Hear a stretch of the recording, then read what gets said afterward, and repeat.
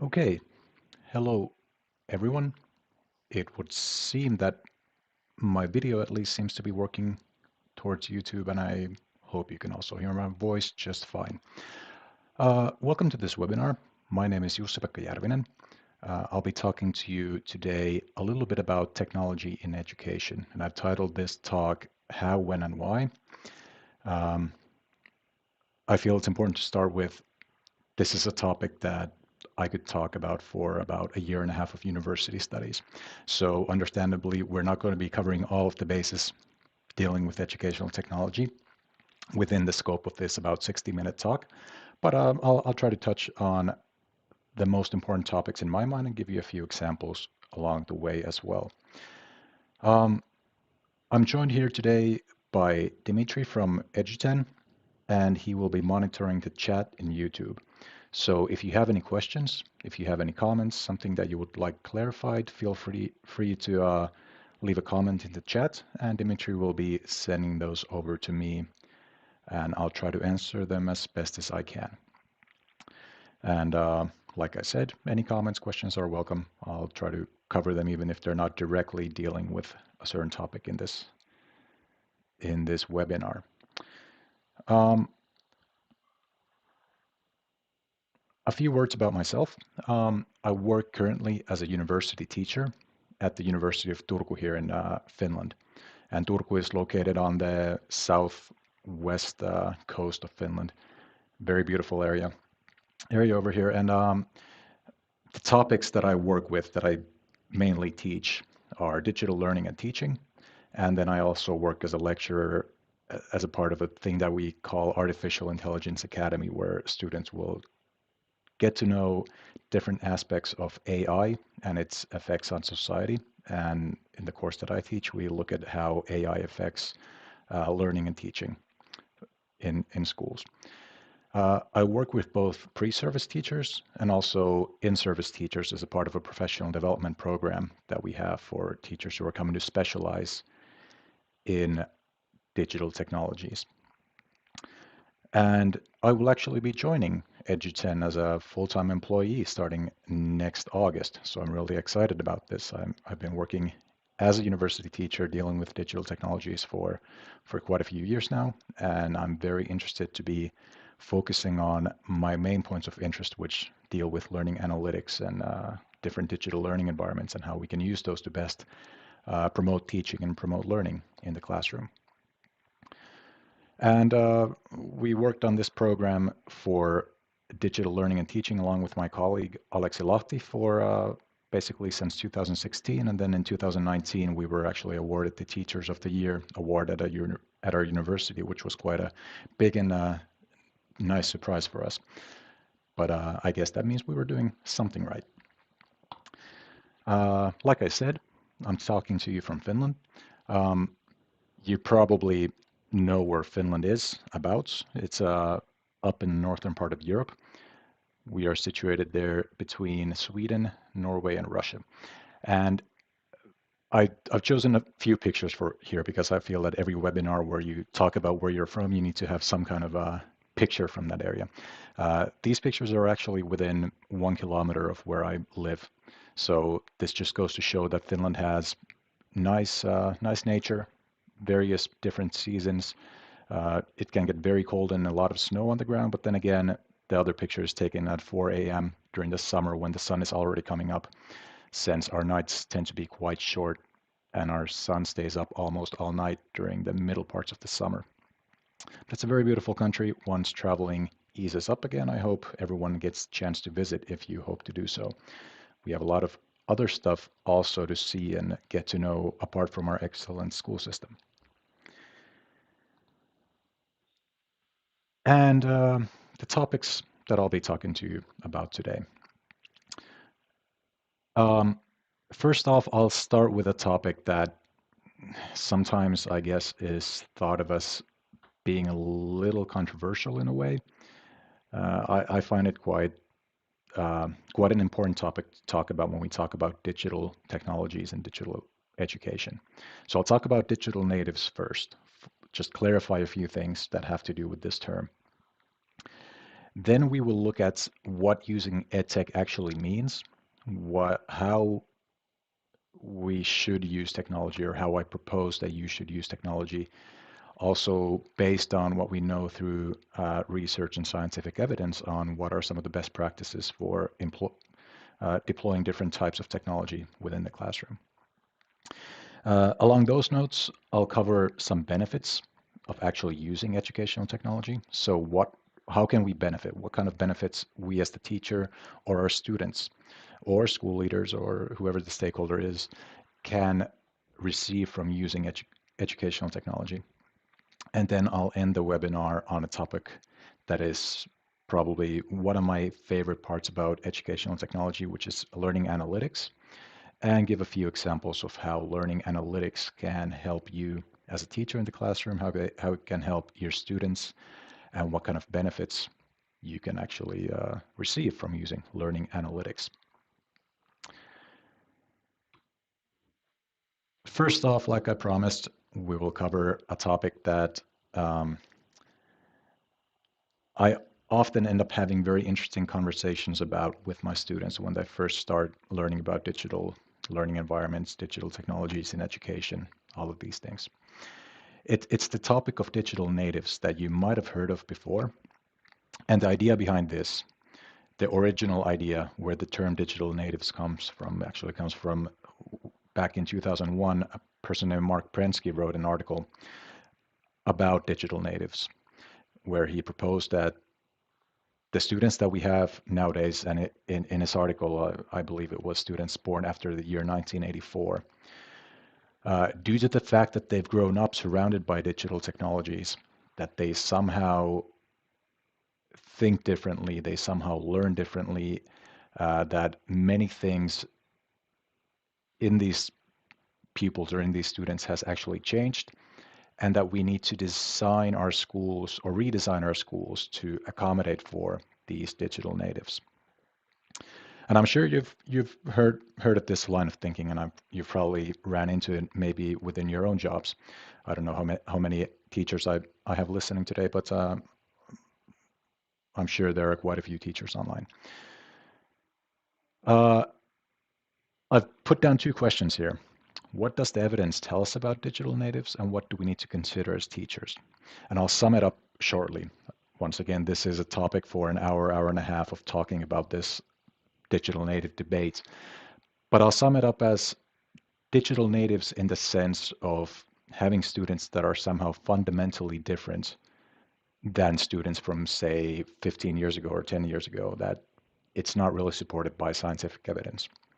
We do not really have evidence to show us that all the students that we have in school today are somehow different due to the fact that they have been using technologies since from already a young age.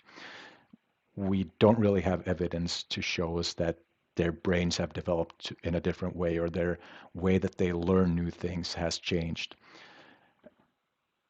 And the original ideas behind the digital native debate were more based on observations of students, observations of young people, and trying to figure out why they were getting bored with lessons, or how they were so efficiently working with homework and answering emails at the same time and watching TV programs. So there are a lot of things that sound very interesting and very easy to grasp in the digital native idea. But I think it's very important for teachers to understand that our students are not digital natives in the sense that the original idea proposes that they are. And why do I feel that this is important? Well, sometimes when we talk about developing teaching, developing our schools, changing around how we do things in the schools, you'll hear people give out the explanation that we need to do this because our students are different, because they're digital natives. And here here lies a little bit of a danger. So if you start changing everything based on a faulty notion that something has changed on a physiological or brain or a learning level for these students, we might be doing things that do not end up benefiting what we're actually trying to do in school, which is learning new things and teaching our students. And for a teacher, it's important to consider that, of course, we have students who are uh, better at using technologies due to the fact that they've been using a touch screen their entire life, so they can grasp the idea of having a touch interface. Or we have students who have been creating content for social media since a very young age, so they're very adept at taking pictures and posting them online. But using these technologies for this kind of use does not transfer over to being excellent users of technology for learning purposes, or having the skills required to uh, go through all of the information that you find online and being able to pinpoint what is credible information, what information has good sources behind it, and what might be something that's not credible information. And the idea that our students would be able to multitask because they've been using technology is also false. And this is important to consider in education, that just as before, multitasking, or what we call multitasking, doing several things sort of almost simultaneously, can have detrimental effects on learning actually, and on concentration and things like this. So even though our students seem to be able to check their messages and read books and listen to the teacher at the same time, it's most likely actually not at least beneficial to their learning, and it might be detrimental to their learning. So I think it's important before we start talking about digital education to sort of underline this idea that our students are not that different at the end of the day, especially not in the sense that they are somehow magical digital natives, and everyone born after a certain year would be uh, entrusted with these skills of being excellent students in the digital realm. Uh, Two important things that I always start off with when I talk about using technology within the classroom and with students is that, number one, technology does not replace the teacher. The point of educational technology is not to completely replace the teacher, or not even partially replace the teacher in many ideas. Technology is a tool that you use along with other tools that you have within your repertoire of doing things in the classroom. And technology should always be approached from a pedagogical perspective. So if we do something in school, if we do something in the classroom, if we use a tool in the classroom, we should always approach this from pedagogical perspective. So how can I use this tool to promote learning? How can I use this tool to take away the load of grading some small problems in the student's work, so I can use more time to actually meet the student and interact with the student face to face, etc. So technology is a very useful tool. There's I'm very much a proponent of using educational technology, but the idea is never to actually replace the teacher. Our technology is nowhere near to being there yet, and I feel that we're not going to get there within maybe not in my lifetime, I would say, hopefully at least, that we completely try to even replace teachers. I don't see it as a thing to even strive for. And like I said, pedagogical perspectives first, always use the technology as a tool. And another thing about technology is that it shouldn't be seen as a silver bullet or a magic cure. So you sometimes hear ideas that, okay, once we introduce technology into the classroom, our learning will our results that we get from our school will just go through the roof. All of our students will achieve amazing things that they were never able to do before just by bringing technology into the classroom. And this is unfortunately a little bit of a false pretense, in the sense that technology on its own does not really work as a magic cure to things that we want to change in the classroom. And actually, when we look at studies, and when we look at larger studies of looking at how technology has been used in several different areas, uh, for example, in mathematics, effects on learning outcome tend to be modest. And I'm not saying this as effects aren't positive. Effects tend to be positive, but we cannot expect just using technology, just like dropping technology in the classroom without anything being done by the teacher, to bring us any kind of magical change to our learning results. And I think it's very important for this teachers to put more effort into looking at or focusing on when and why they want to use a certain technology in the classroom or in their teaching or with their students, instead of how much do I use it. So sometimes you also hear ideas of, if we just use if we use more technology, we'll get better results, or if we use technology on at least half of the school days, it will automatically lead to better results. And once again, this does not seem to be the case. Uh, More focus needs to be paid to when the technology actually brings us some kind of meaningful change and better outcomes, and why do we want to use this technology. And then usually the amounts that you use it will find their own role based on how the teacher teaches, how they interact with their students. So we don't really need to look in minutes of using at least 75 minutes or an hour and a half of certain technology. And it's good to understand that using technology is much more than just using technology in the classroom. And I've shown here one model that is quite common for looking at what kind of skills are needed from the teacher to use technology in a meaningful way. And this is something called the TPACK model. It comes from a group of researchers back in, I believe the first versions are from 2014. I could be wrong there, but it's not a very old model. It's not exactly new either, but anyways, we have the model called TPACK. And the idea behind this model is that technology use on its own is not enough. We need three different things when we look at technology use in the classroom. We have up here on the top technological knowledge. So this is knowledge of uh, how traditional and new technologies can be integrated into teaching and curriculum. So this is knowledge about the technology.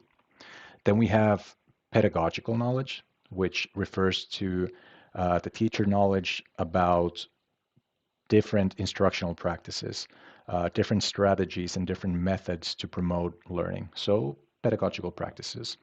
And then we have content knowledge, which means any knowledge about the subject matter that you're teaching.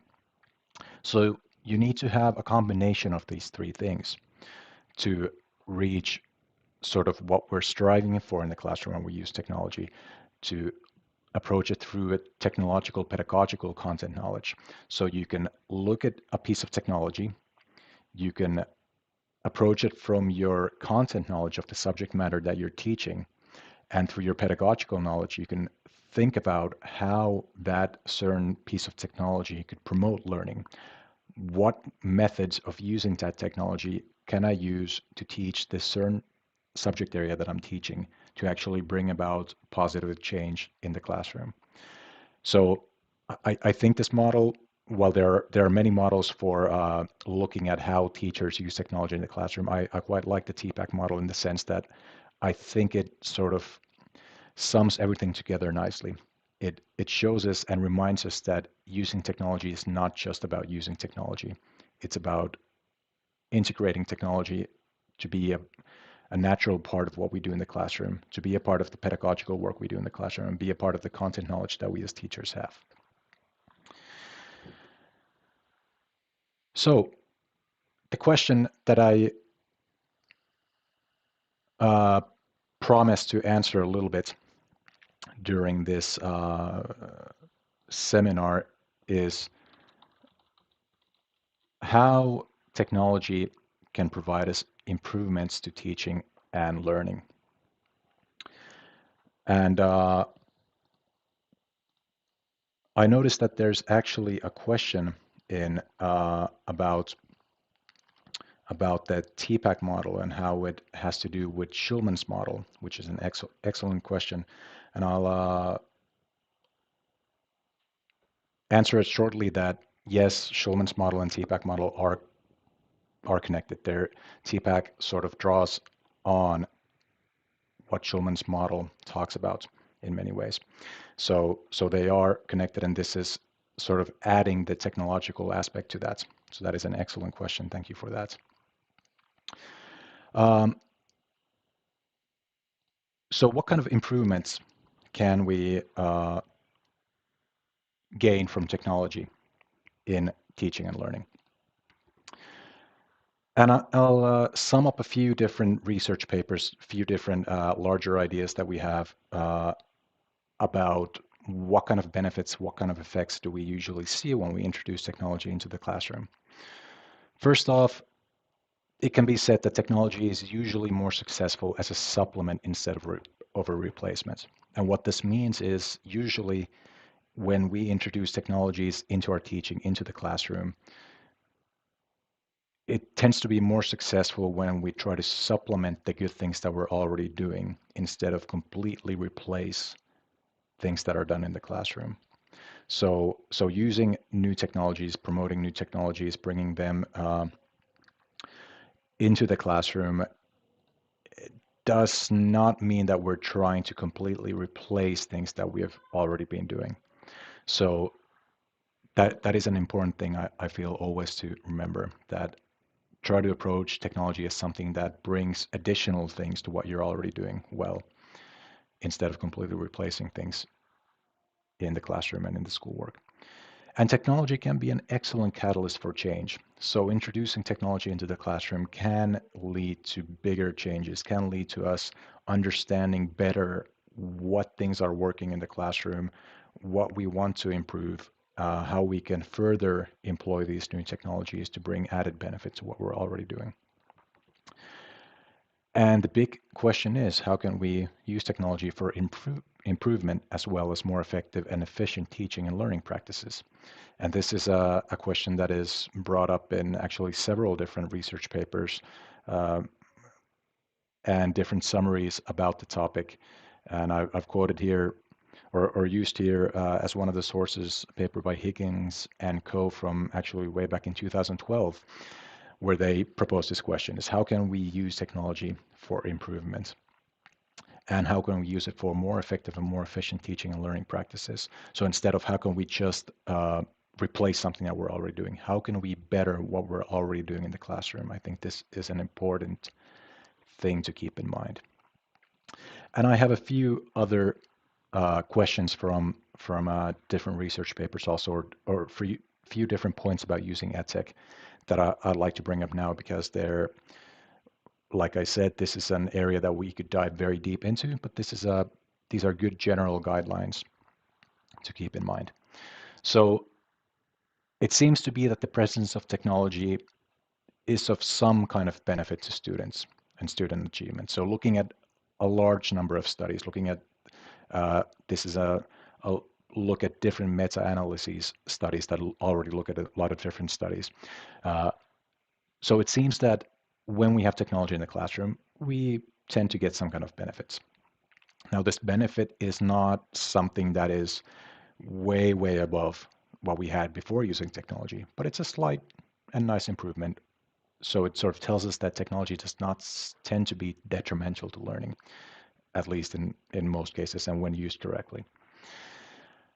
Uh, the moderate use of technology has been shown to outweigh technology applications featuring all of the bells and whistles. And this has to do with the previous slide talking about, instead of replacing what you're doing, using it as a supplement. So we don't need to replace all the good things that are already working. We can use technology in a moderate way. Use it one day of the week, or use it for one lesson of a certain subject, or use it for a certain type of group work that we do. But it doesn't mean that everything needs to be technology oriented all of a sudden. And probably one of the biggest points that they bring out through this research paper is that various different pedagogical aspects of technology use are very important. So always considering and thinking about what are the pedagogical aspects behind using a certain type of technology, and what we can benefit and gain from using said technology. So the next question is, what can we take away from this? So I very quickly just covered some aspects of how technology in a larger sense can benefit us in the classroom. And of course, these kinds of study results are very important and very interesting from a learning perspective.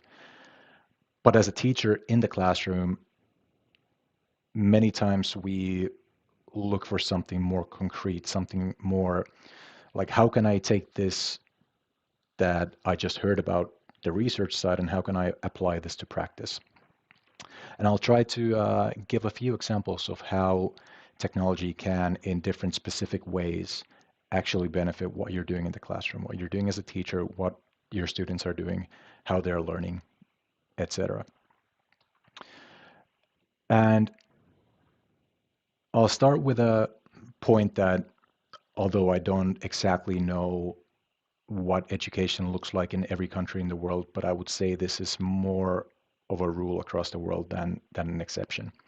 That the workload of the classroom has, in fact, increased uh, as we move forward, but the amount of time that teachers have for a lesson has stayed quite the same.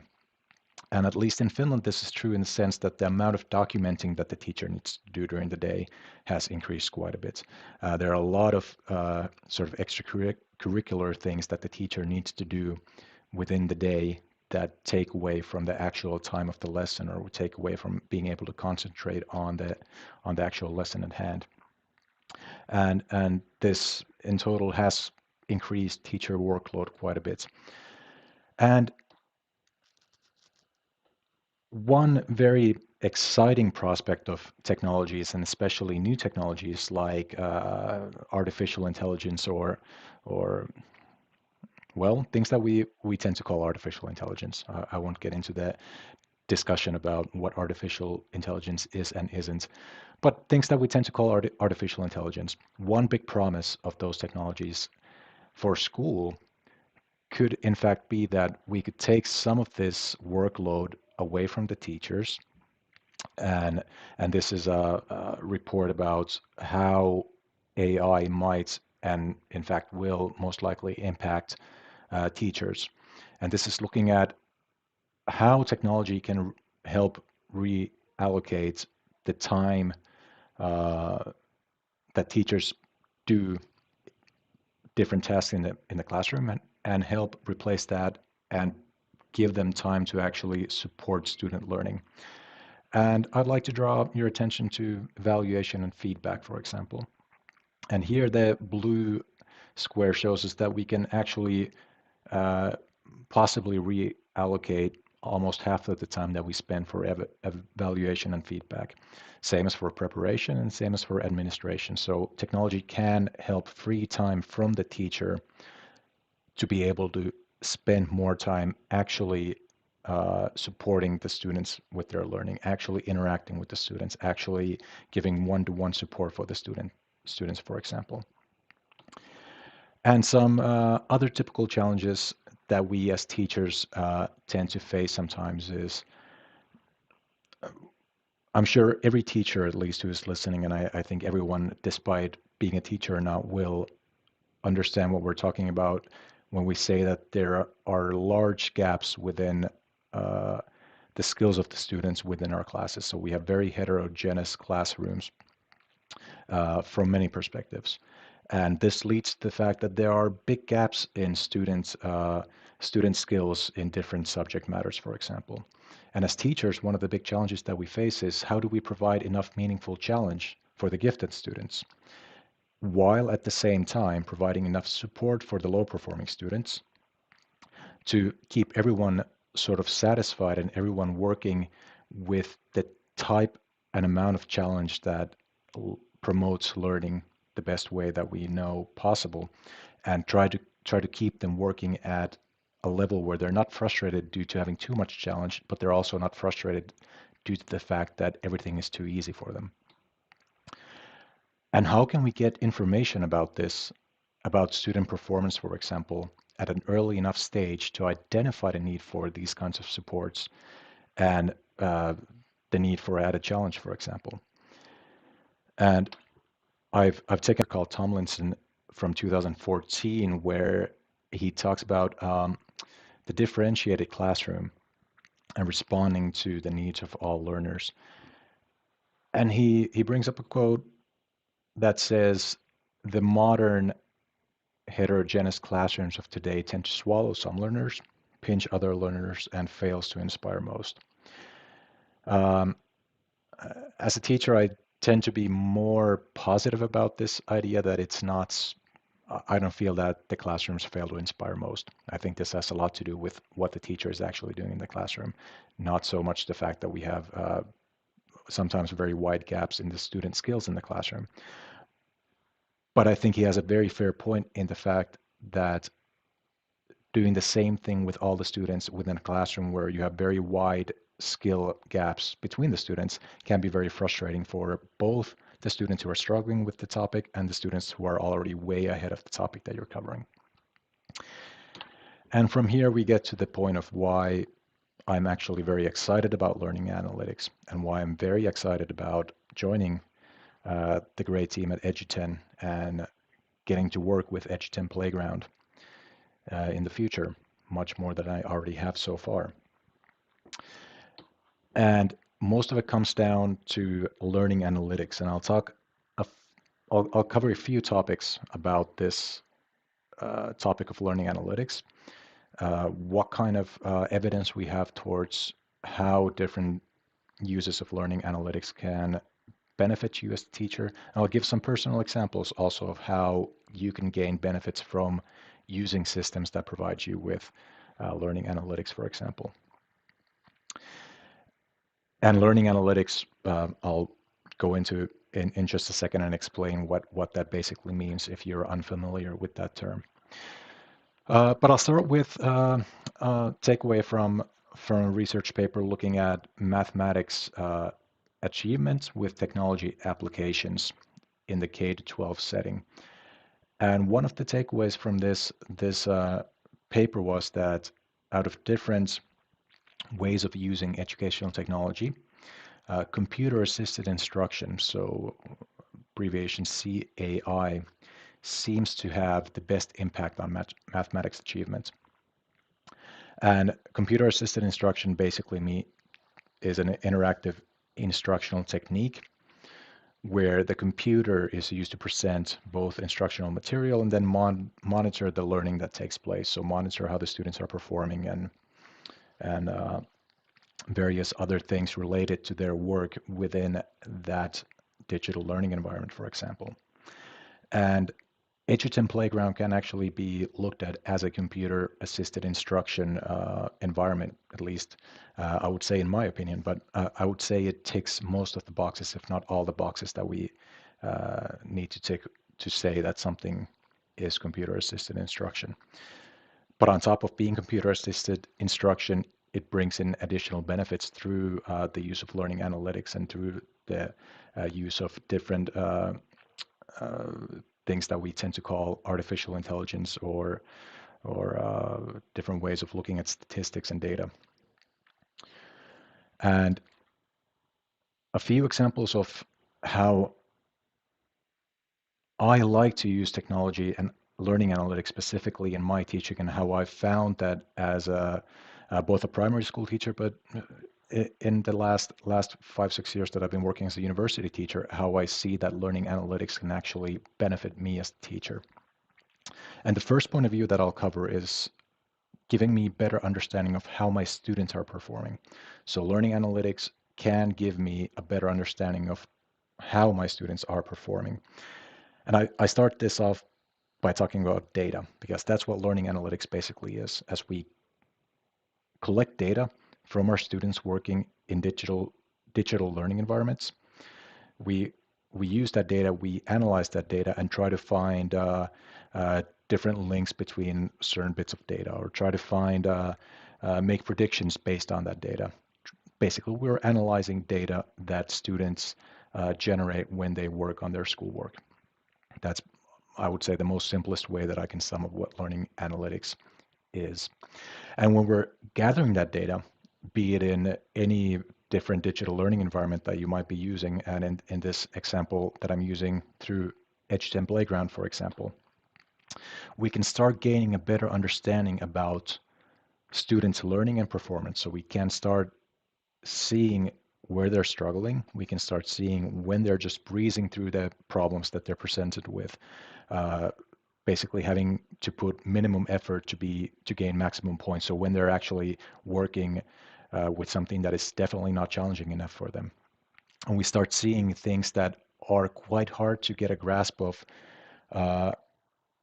as they're happening in the classroom. So there might or of course teachers have been monitoring and analyzing these things all throughout as long as there's been teaching. It just hasn't been done in such a large level as we do it with learning analytics, and it hasn't been done so instantaneously that we're able to do it with learning analytics. And by looking at how we can better understand students' learning and performance, we can start to try to predict who will require additional support or more challenge. And the way I see the benefits, the big benefits of using a system like Eduten Playground, for example, or learning analytics in general, it gives us the tools as teachers to perform preemptive interventions. So instead of figuring out after we have a test, after covering some subject for 6 weeks or 6 months in some cases, and then noticing that, okay, this student failed, seems like they didn't really grasp what we were talking about, and maybe they need to do some more reading and maybe they'll pass. We can actually see when that student starts to sort of fall behind the rest of the class, or when they start having misconceptions in what they're doing within mathematics, for example. So we can tackle that problem right when it presents itself through the data and through the learning analytics, and give that student the support that they need to not fall behind the rest of the classroom.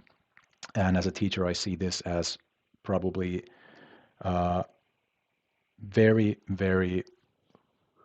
the one of the main benefits of using things like learning analytics, and why I back in the day got excited about educational technology and its possibilities in the classroom. And I'll just a few words about Eduten Playground, if you're not familiar with it yet, is by using a system like this, and I'm using the numbers from Eduten Playground because those are the ones I'm familiar with. Uh, we're able to generate things like 3 hours more of active learning in a week. And this happens through receiving instant feedback from the system that they're working with. I'll show you a few pictures in a second. And we start seeing numbers like students performing 8,000 to 14,000 solved tasks per year. And if you compare this to traditional pen and paper work in mathematics, at least the books here in Finland do not contain 14,000 tasks or 14,000 problems to solve. And this does not mean we overwork our students. These are quite quick, sort of drilling mathematic problems that they work on that generate a lot of good data about how well they know that subject area that we can then use to give us more information in general about what their mathematical level and knowledge is. And we can apply that to also the times that we're not using technology for mathematics.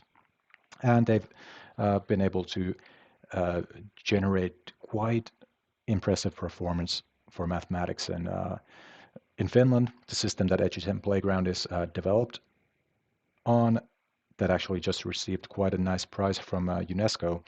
Uh, it's used by more than 50% of the schools here in Finland, so it's quite a popular system here in our country already. And why does it seem to work? Why does a system like this seem to work? Why am I giving it as an example when I talk about learning analytics and educational technology in general? Is that Eduten Playground, for example, supplements existing workflow by providing very many different ways of working with mathematical problems, and very many different ways of using gamified problems for mathematics learning. But the important word here is supplements, because like I said earlier, we're not looking to replace what we're already doing. We're looking to supplement the good things that we're already doing in the classroom and bring additional benefit, bring better learning, better teaching outcomes, bring us a better understanding of what our students are doing. So supplementing instead of replacing. I talked about active learning already, since they receive instant feedback in most systems where they do digital problems. Also in Eduten Playground, students receive instant feedback of what they're doing, so they can actively also try to work around problems that they're facing, or try to improve what they're doing, or try to gain better understanding of the problems that they're not quite familiar with yet. And it seems that systems like this can in fact also increase motivation to put in more work. So through gamification and having a very many different types of exercises. Studies have shown that students will do up to 8 times more calculations compared to traditional pen and paper methods.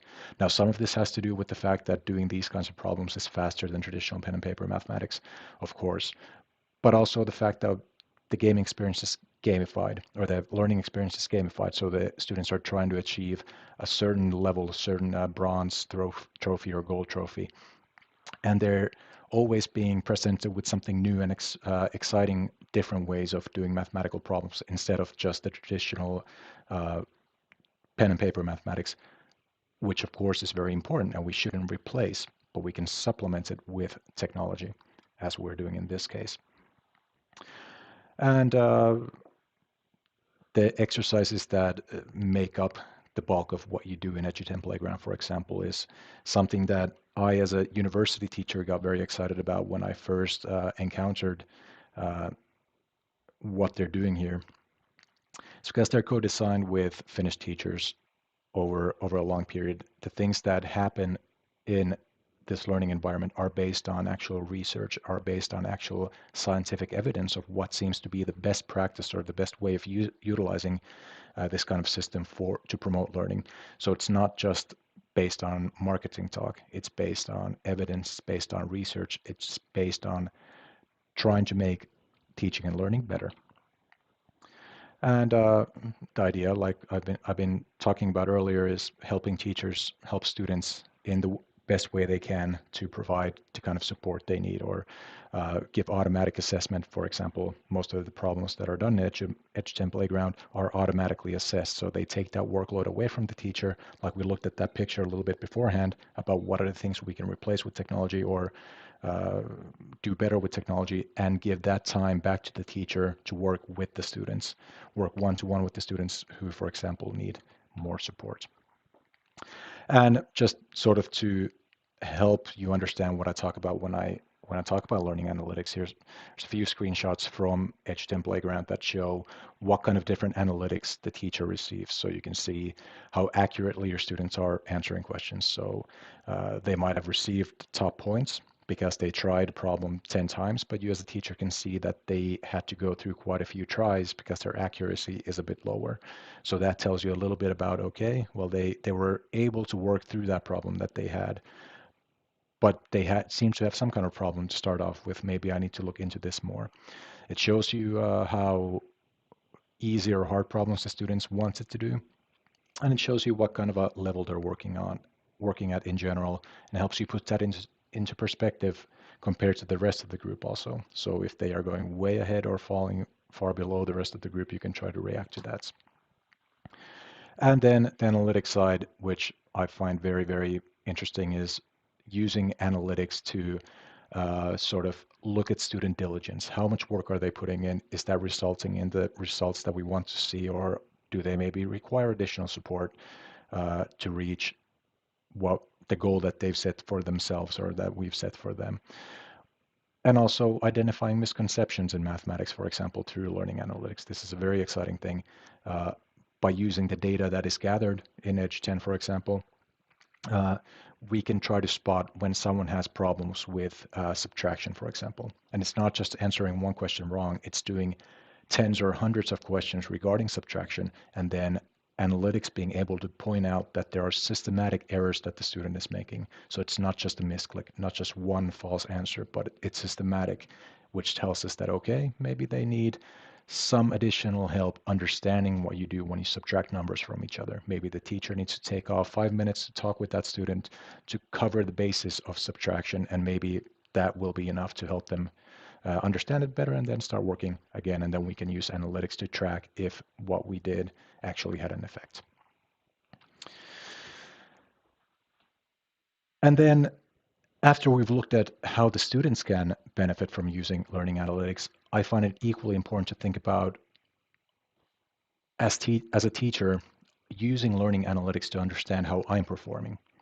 What is learning analytics giving me as the teacher to help me move forward in my teaching practices, help me improve how I'm using my time, etc. And once again, it all starts with data. We generate data in any digital learning environment that we can then analyze and use that through the various methods of learning analytics to gain a better understanding. And we can look at how is student performance affected by things I do in the classroom, for example. When I change around my methods of teaching, or when I try something new in the classroom, if we're using a system that also gathers data at some point of the week on how the students are grasping that thing that I'm trying to teach them, I start receiving feedback about how well they're actually learning when I'm teaching them. And as a teacher, although, of course, as a teacher, I tend to think of myself as someone who knows all the subjects that I teach and I cannot make a mistake, which, of course, is not true at all. Uh, as teachers, we're human. We sometimes try something new in the classroom that we will think that will be perfect, will lead to better learning outcomes, but it ends up being almost disastrous to the point that none of the students really understand what is the main thing that we were trying to get across. And if we see this, then we can change and we can cover that topic again, or we can improve what we're doing in the classroom. So how can I improve what I'm doing? How am I teaching? And what seems to work best for my certain class? Because there are also differences. Some classes will uh, maybe work better with certain ways that you're teaching, or some classes will seem to get more benefit out of group work, and you can see that through improved learning outcomes. And some groups might work better in different ways, and you can try to get a grasp of that through learning analytics. And I feel that it's very important to remember that learning analytics is not just about looking at student performance, or technology use in general should not be approached as just how it affects student performance. How can technology benefit me as the teacher and help me do things better and more? Is it more efficiently? Is it something that gives or me as a teacher a better feeling about my students being happy in the classroom since they respond better to how I'm teaching? Whatever it might be, analytics can give you a better insight into that. So it gives you tools to develop as a teacher. And some ideas, just to sort of sum up what I was just talking about, there are two big things that I always like to use when I summarize how learning analytics can benefit teachers, how that is a very good example of how educational technology can have a positive effect on both students but also teachers. And learning analytics can increase your understanding of what is actually happening in the classroom.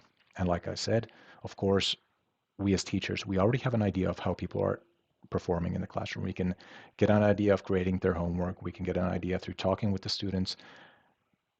But if we're being honest with ourselves, most teachers do not have the time during a school day to individually sit down and talk with all of their students, at least on the level that you can gain a good understanding of how they're grasping this topic that we're covering right now. And this is not the fault of the teacher. It's completely human. It's we don't have the time to do that in the classrooms. And learning analytics can give us better tools to better understand what are the problems that we need to cover again, what are the things that our students need more help with, and what are the things they need more challenge with, for example, which in turn gives us the possibility to provide uh, better or react better to students' needs and react sooner to our students' needs for support or challenge. So we can, like I said earlier, I would like to reiterate that we can try to give support, try to provide better challenge preemptively. We can do it before it becomes a larger problem, before the student falls behind. And I think this is one of the big major ideas that makes learning analytics so exciting. And one important thing about learning analytics that I feel also is quite important to bring up, we can do this over a longer period of time, because of course we can do interventions as teachers for just 1 week or a week and a half of looking at a specific student or a specific group of students who need additional support. But then we need to get back to what we're actually doing in the classroom with all the rest of the class. So we don't really have the resources to do this over a long period of time. Whereas with learning analytics, it's basically doing it for us. It's basically monitoring what is happening in the classroom over a longer period of time. And through looking at those analytics over a longer period of time, it can help us understand better of what are the problems that we need to help our students with and what are the things that seem to be working. And providing the right amount of support at the right time is what it comes down to, in my opinion, when we talk about the biggest benefits that using analytics or systems that collect analytics comes down to. Okay, so it looks like we're very close to the end of the talk. I tried to promise to keep it somewhere under an hour. In my current day job as a university lecturer, university teacher, I'm used to talking for 90 minutes at a time and sometimes even 3 hours, and I can go on and talk about this topic for however long. So I'll try to summarize it a little bit so we don't get too carried away in the topic. Uh, I've drawn here a quote from Christian Luz Lang. I actually don't know how to pronounce his name correctly, so sorry about that. That he brought up in his Nobel Peace, or not Nobel Peace Prize, but Nobel Prize acceptance speech. I don't think it was a Peace Prize, back in 1921. And it's quite an infamous quote that you've probably heard many times over in many different forms, where he talks about technology as a useful servant, but a dangerous master. And the idea was that we humans can use technology to uh, benefit us in many ways, make things easier for us, but it can be dangerous if we do not really know the potential of the technology that we're using and what kind of detrimental effects it can have. And I like to use a little bit of a sort of uh, watered down version of this. So I don't see technology as being dangerous from the perspective of teaching and learning and from the perspective of school. And I'll tell you soon why that is. But I like to say that technology is a great servant, but a bad master. And the reason I don't find technology to be dangerous is because I have faith and I have trust in our teachers all across the world, that we have teachers who understand at the end of the day what we're doing in school and what we're trying to learn and how we're using these technologies. And they're the ones who can make decisions on when technology can provide us with additional support, when it's beneficial to use it, and when we're dealing with the kind of technology that might actually be detrimental to our learning. So I think technology is a great servant, but a bad master sums up my thinking around educational technology, is that we should always approach anything we do in school from the perspective of how can I make technology work for what I'm doing in the classroom? How can I use technology for my benefit? Not so much how can I change what I'm doing as a teacher so that it fits in with using this technology. So instead of thinking about having to change the pedagogical and the content knowledge side of things to fit the technology that we're trying to incorporate, always try to remember that you as the teacher have the final say. You're the master of the situation in the classroom. You're the highest authority in that classroom in a sense. And you need to figure out how you can use technology to benefit what you're doing and help you in your job and help your students learn. And I'll leave you with two ideas that I like to also convey to my students when I'm talking about this subject. So we as teachers, what I've been trying to sort of get across this whole time is we need to focus on how and when we use technology. So when does using technology actually improve teaching and learning? And technology should always be planned from a pedagogical perspective. So we just using technology just because it exists, just because it's there, is usually not a good approach. If we don't look at it, if we don't think about what we're doing in the classroom and how we're using these technologies from a pedagogical perspective, we might end up using them in ways that do not benefit learning and might actually take us backwards in what we're trying to do in the classroom. And from one of the papers that I've referenced in this talk so far, I have a direct quote that I really like that I think sums up what I also think about this topic quite well. And this is from 2013, and this is 8 years ago, and I feel it's even more relevant now than it was then. Through digitalization, through the fact that our society has gone through quite a large change of having a lot of things in the digital realm that didn't used to or used to be somewhere else or used to be something that we do differently. It's no longer a question of whether teachers should use technology or not. Technology is here to stay. It's a part of our schools. It's not really something that we can stop or that we should even, in my opinion, actively try to stop entering our schools. Uh, what we do need is to look at how to best incorporate various educational technology applications into the classroom setting. So once again, how do we use it to bring about benefits to what we're already doing, and not replace, but supplement the good things that we're already doing. And that brings me to the end of my presentation. If you haven't noticed yet, Eduten actually put out a podcast hosted by Melissa Giorgio. She interviews different Finnish pedagogical experts, different teachers, people working in the field of education and educational technologies, for example.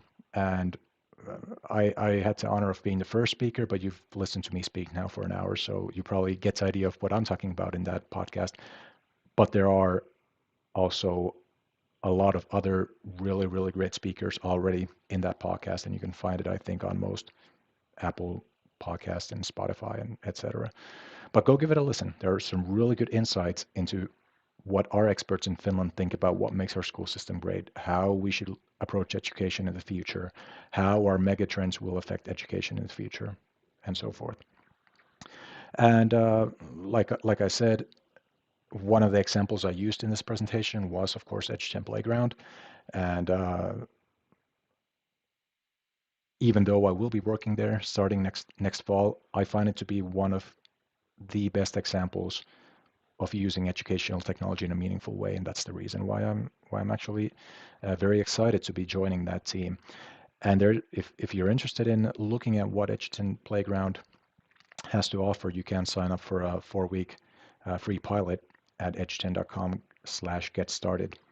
And I'm sure that link will be provided to you also probably in the chat from Dimitri. But from my side, a big thank you for coming and listening. I hope you found it interesting. I hope you found some new information that helps you approach this question of educational technology use, and found something inspiring to maybe help you also develop what you're doing in the classroom and help you look at how you approach using technologies in the future. You can reach me through 2 emails. There's my university email and also my Eduten email if you have any questions. And of course, if you have questions now, you can use the chat. We have some time that I can answer those. I noticed there was one question about Schulman earlier that we covered, and I think Marcos had a very good point. That is, in fact, what makes teaching difficult, to be able to reach each and every student necessity. And it's not always possible. That is very important to remember. It's not something that we can take care of every time that we're in the classroom, but it's something that we actively work towards. And that's why I find things like educational technology and learning analytics as very good tools, because they help us reach that goal.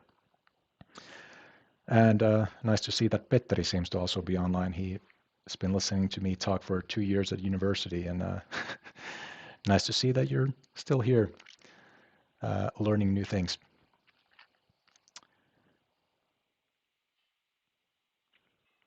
Okay, but a very big thank you on my part, and I think if we don't have any additional questions, I'll probably be turning off the stream so those watching this afterwards don't have to watch me staring at the screen for too long. Glad to see you found it helpful. Thank you for listening.